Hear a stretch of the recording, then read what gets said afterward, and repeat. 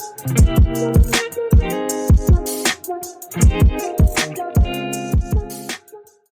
right, guys, today we're going to be talking about Black Friday, Cyber Monday. In particular, we're going to be talking about how to prepare your brand or your client's brand on the email side of things. So I'm Chase Dimond. I'm excited to be chatting with you guys today. I'm going to quickly run through my background, and then we're really going to dive into the meat of the content.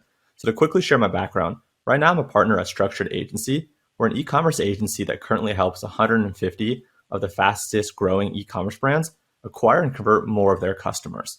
Some brands that we work with are CrossNet, 8 Sleep, Poopery, and a bunch of others. And I currently run our retention division, which is predominantly email and more recently SMS. And we've sent over 1 billion emails, resulting in $75 million in email revenue for our clients over the last few years alone. So let's dive in. So this slide really is going to be kind of setting up the entire presentation. We're going to be covering all the things on this slide and then more. So setting yourself up for success for Black Friday, Cyber Monday. Rather than waiting until November to begin preparing for the week of Black Friday, Cyber Monday, there are a lot of things that you could and should be doing in Q3 and then early Q4 to make sure that you maximize the success during the week-long event. And we're going to cover a few of these things and a bunch of others. So today we'll be talking about running re-engagement campaigns to bolster your engaged list, right? We want to be able to maximize the number of people we're going to be hitting without making it too wide that we run into potential deliverability issues. We want to run some hype campaigns that create kind of a cohort of super engaged VIPs that are going to be eligible to receive extra codes and discounts during the week-long holiday, the Black Friday, Cyber Monday. And we want to test different incentives right now, different types and different levels, so we can identify what's going to move the needle come the week-long event. So let's dive in. So starting with kind of the context, right? A lot of you guys are familiar with this, right? But Black Friday and Cyber Monday now are more than just Black Friday and Cyber Monday. It's really a week-long event that starts typically the Monday of, that holiday weekend. So if Cyber Monday is on a Monday, we start typically 1 week before, which is the week of Thanksgiving. And marketers and brands have realized that there's a ton of money to be made during Black Friday, Cyber Monday, right? No surprise there. And the focus is really spent in most cases on the days or the week leading up to Black Friday, and typically extends past Cyber Monday. People will send an email on that Tuesday or that Wednesday trying to extend it. And sadly, during the time of Black Friday and Cyber Monday, brands go back to this kind of archaic batch and blast practices, which is not ideal. And we're going to talk about kind of why that's not ideal in one sec. But why this is the question that my team and I are asking ourselves. Why, on the most important stretch of the year, do marketers find themselves breaking their own rules and protocols? So typically people are setting to a larger segment, including unengaged users. And I'll share more of that on the next slide on why that's an issue. They're increasing the send cadence and even sending multiple times per day. Again, I totally understand why people do that. But if you don't prepare today, doing those types of things can cause you harm and get you into trouble.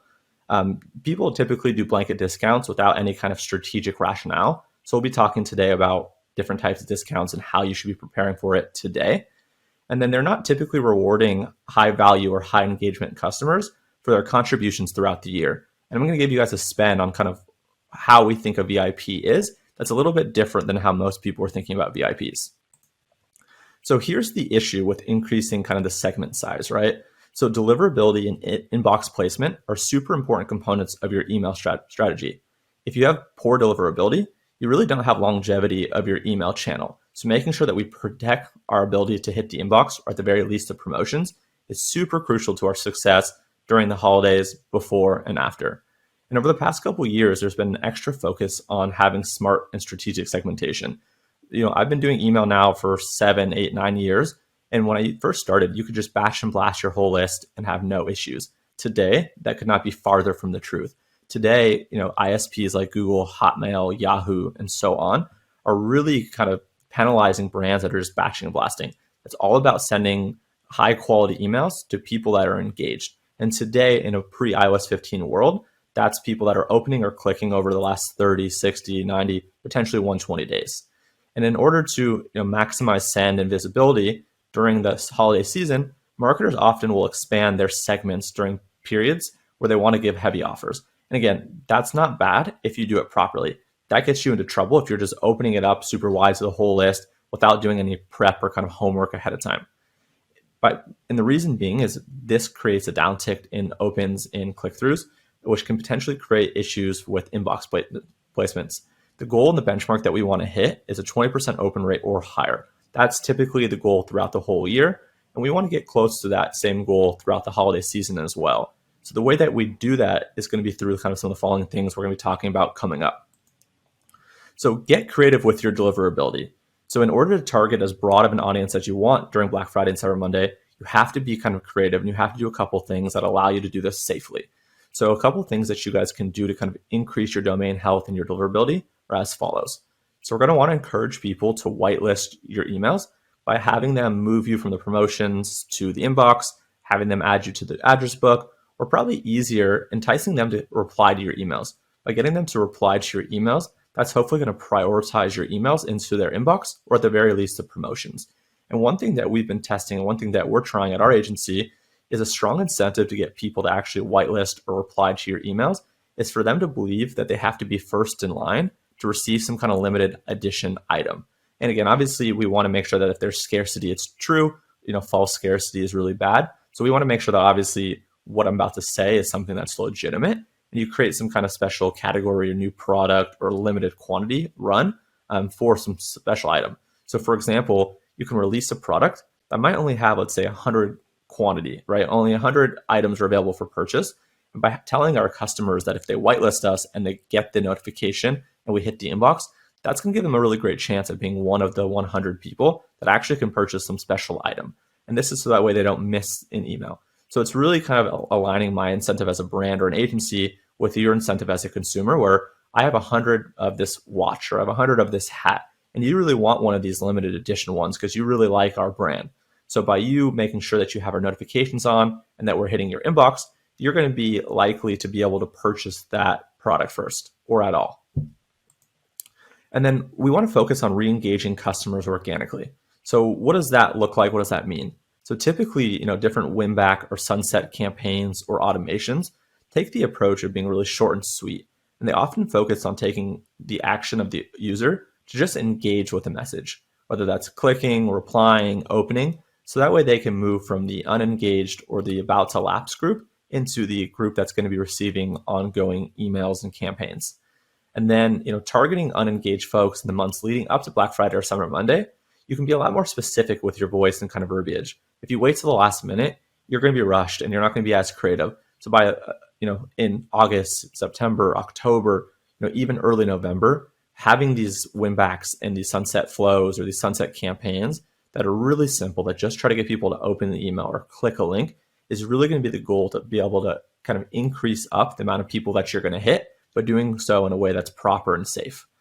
And we're going to want to, again, tell these kind of customers in this email that we don't want them to miss out on any exclusive email only offers that we're going to be sending, Black Friday, Cyber Monday, so on and so forth. So it's in their best, situation, and it's to their advantage to make sure that they're active and engaged and at least doing a couple things to be able to receive those heavy discounts. And we can do this also by leveraging subject lines and preview text. So if you think about your inbox and you look from left to right, you have the from name, you have the subject line, and you have the preview text. Outside where your email lands, those are the three different variables that we control in terms of getting people to actually open your email. And then in terms of getting people to actually click the email, right, that's a different story. That's things like the offer, the content, the call to actions, the copy, different things like that. And then the content of these emails where we want to re-engage these customers is telling them, for them to qualify to hear about best offers, they need to stay active. I'm going to talk to you guys about kind of one different way that we're kind of adding VIPs to our clients list this year that we haven't done in year past. So typically VIPs are just based off dollars spent. And sure, that's great. Those people have a special place, obviously, in the brand's heart and a special place on the list to receive special deals and offers. However, with your email list being so valuable to your brand, especially during this period of time, it's not uncommon to see 20, 30, 40, 50% of your revenue during this period coming from your owned assets, right? Really email and potentially SMS if you have SMS as well. So we want to have rewards programs for these people that have been great engagers. So with reward programs, typically for the people that have spent a lot of dollars, we're focused on obviously people that have spent money. And that's great. But as mentioned, providing an extra benefit for users that engage with your brand regularly, I think is a big missed opportunity for a lot of brands. And that's one that I think you can capitalize on today. So this is a great strategy to implement for brands in general, but but especially those that have some kind of experiential component, those that are creating cool and unique and interesting content, those that are focused on brand building, on community building. For the folks that are active and engaged and helping you and giving you feedback, even if they haven't spent the most amount of money on your list, we want to do something kind of kind and sweet and special for them. So providing these types of users that are opening your emails, clicking your emails, replying, if we could get these people to convert through some kind of offer during the season, these folks are likely to be long-lasting, high-value customers because they're already in your community and they're already engaged as is. We now just need to up kind of the threshold of what they're spending. So we want to use campaigns. Again, I know I'm kind of really doubling down on this engage concept and really finding ways to increment kind of number of people we're hitting, but in a way that's responsible and is not going to get you guys in trouble in the short or long term. So we're going to use campaigns to identify these highly engaged folks. So when someone joins your list, they're typically joining through some kind of pop-up, fly-out, some kind of embedded form. And traditionally, they have some kind of discount or offer. $10 off, 10% off, free shipping, free product with purchase. So we've already incentivized people to join our email and or our SMS list. But few people realize that we can continue to use this mechanism to drive higher levels of engagement and interaction. So what we want to do is we want to sprinkle a few unique campaigns into our marketing calendar in the months of September, October, and potentially early November even, to try to carve out a really nice niche of people and the audience that are high engagement VIPs, right? So on the last slide we talked about, right, a lot of people on VIPs are only based off dollar spent. That's one segment, that's one sliver. We'll want to treat those people in one way. We want to introduce this newer VIP engagement folk level where we can push them from a lot of engagement, hopefully into that other bucket of high spenders, big dollars spent on the brand, really a lot of love and longevity with the brand. And we can do this by building up hype and buzz, by coming up with content to drop teasers and hints about what we're planning on offering, right? Giving them VIP level access, the first look, those types of things really go a long way with this group of audience. And having like a simple button or a banner in an email that encourages folks to click here or to reply or to take some kind of action to be the first to know about sales and specials is really going to move the needle for driving that click, driving that engagement, and having this segmented list of folks that you want to hit. And these also are going to be eligible to receive additional discounts that people that are on your list that are just everyday folks are not going to receive. So let's talk a little bit more about this strategy and how this works. So if the email that you're going to send is going to be relatively straightforward, all you want to do is build a segment for any users that clicked on a link in that email. However, if you have a specific banner or a button, we're going to want to just identify people that clicked on that one specific banner or that button if it's only part of the email. And we can create this attribute, this custom property within a profile that can be leveraged at a later date through some kind of segment that someone, user A clicked link A, and user B click link A, and user C click link B, right? We could tie up all these things that have automatically updating someone's property in their Klaviyo account or their email account to be able to segment them and put them into special buckets for now or for a later date. Again, we can offer these people additional discounts, $5 off, 5% off, 10% off, on top of whatever promotion you're already running. By giving these people just a little bit more and calling out that you're giving them more, it's going to make them feel good and hopefully convert. And if they don't convert, at least they're going to feel special. And when they're ready in the future to buy, they're hopefully going to buy for you over your competitors. And then offering any kind of additional gift card with purchase that kind of thanks them for their engagement and support is a great way to get them to hopefully spend money again in the future.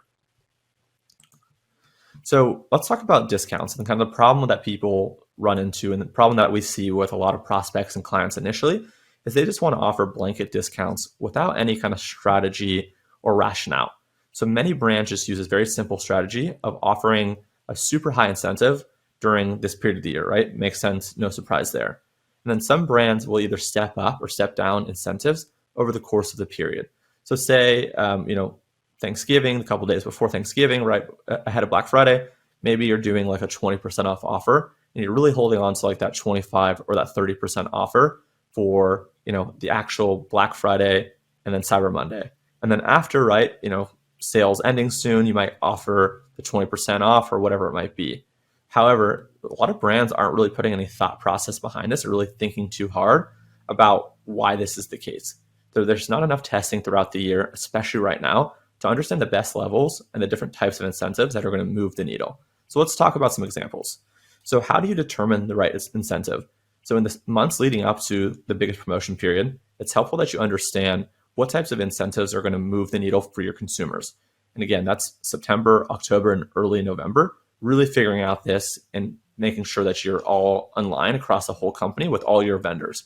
So try running tests that show similar discounts in different formats. So for example, say your product AOV is $50, $5 off and 10% off. Those are the exact same thing, but the psychology behind it might actually move one offer to work better than the other. So run an A/B test with the same content, just a different offer. So hey, we're giving 10% off here for group A, and for group B, we're going to give $5 off, and see what the difference in terms of click-through and conversion looks like, and start rolling with those types of discounts moving forward.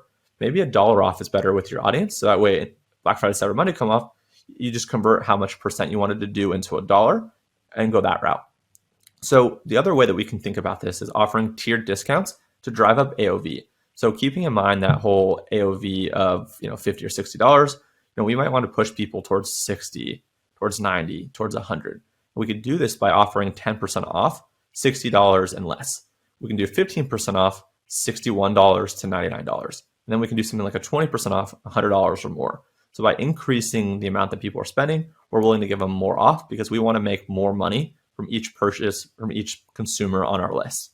And then we're going to want to assess the results, right? All good marketing starts with some kind of hypothesis, some kind of action, some kind of reflection, and then some kind of implementation of something new, some kind of optimization. So we're going to want to figure out if one is better than the other, and if so, what does that look like? And then Black Friday, Cyber Monday really is the season of acquisition. So Black Friday, Cyber Monday is when brands drive a lot of their revenue, right? Really harped on that. That's no surprise there. That doesn't necessarily mean, though, that you're going to be the most profitable. Because we're doing heavy discounting, we're typically going to probably be getting less profitable orders, but we're going to be making up for it, hopefully through volume. So after acquiring new customers, the goal of your marketing team or your marketing person is really to be nurturing these leads as long as possible, right?